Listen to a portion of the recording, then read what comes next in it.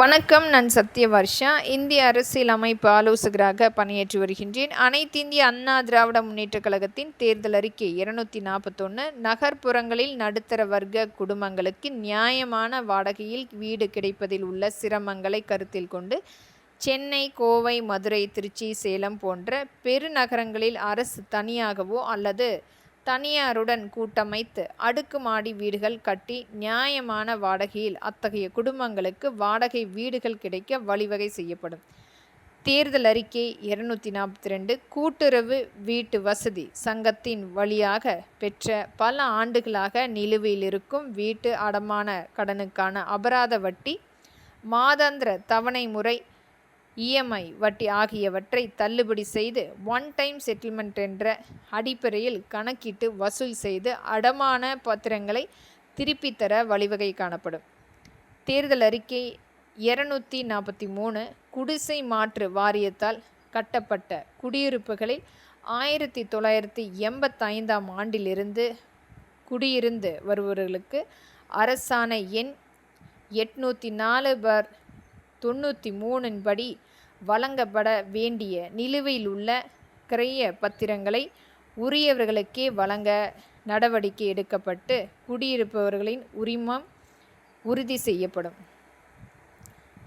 அரசு ஊழியர் ஆசிரியர் நலன். தேர்தல் அறிக்கை 244 பங்களிப்பு ஓய்வூதிய திட்டம் மற்றும் தற்போது விடியா திமுக அரசு அறிவித்துள்ள உறுதியளிக்கப்பட்ட ஓய்வூதிய திட்டம் ஆகியவற்றில் அரசு ஊழியர்கள், ஆசிரியர்கள் சங்கங்கள் உட்பட அனைத்து சங்கங்களின் கோரிக்கைகளையும் பரிசீலித்து தேவையான திருத்தங்கள் மேற்கொள்ளப்பட்டு ஓய்வூதிய திட்டம் சீரமைக்கப்படும். தேர்தல் அறிக்கை 245 அரசு துறையில் ஒப்பந்த அடிப்படையில் பணிபுரியும் அலுவலக உதவியாளர்கள் போன்ற பணியாளர்களுக்கு தற்போது வழங்கப்பட்டு வரும் தொகுப்பு ஊதியம் உயர்த்தி வழங்கப்படும். தேர்தல் அறிக்கை 246 அங்கீகரிக்கப்பட்ட சங்கங்களின் பிரதிநிதிகளுடன் அமைச்சர்கள் மற்றும் அதிகாரிகள் அடங்கிய குடிமை பணியாளர்கள் கூட்டு மன்ற கூட்டம் ஆண்டுக்கு 2 முறை நடத்தப்பட்டு அரசு அலுவலர்கள் மற்றும் ஆசிரியர்களின் கோரிக்கைகளுக்கு அவ்வப்போது தீர்வு காணப்படும். தேர்தல் அறிக்கை 247 மத்திய அரசு ஊழியர்களுக்கு புதிய ஊதிய குழு ஊதிய விகிதத்தை அமுல்படுத்தியவுடன் காலதாமதமின்றி 8வது மாநில ஊதிய குழு அமைக்கப்பட்டு ஊதிய உயர்வு வழங்கப்படும்.